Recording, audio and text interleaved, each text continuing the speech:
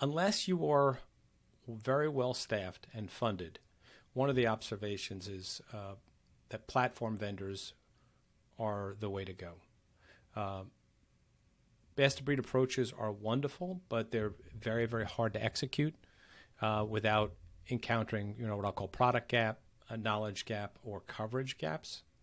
The idea of keeping up with the training, the integration, the complexity of managing up to 50 to 100 products. So I saw talk with a financial analyst out there, and he was talking about their research shows that some of the larger companies, Global 2000, will have 50 plus. Some of them have 100 plus different security products.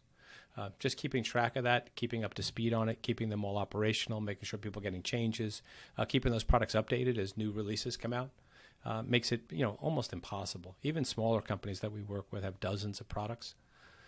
So the idea of going to a platform vendor with a robust strategy is growing, I think, in importance in that space.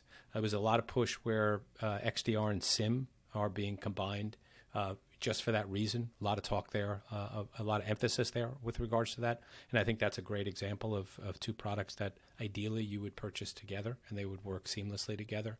So I do think you're going to see certain companies benefit from this increased complexity, groups like Microsoft or Palo Alto or Cisco or Fortinet, just to name a few.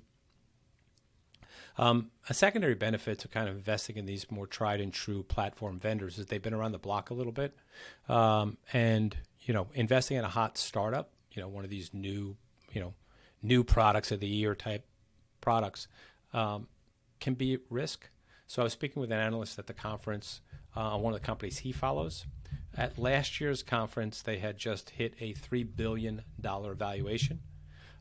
They just had to go to market and raise $100 million because they're burning through cash and they haven't hit run rate yet. That $100 million was now at a $300 million valuation. I know that sounds like a lot, but you're talking about a company that lost 10x of valuation in a short period of time. And this particular analyst's opinion is that their long-term prospects are not good.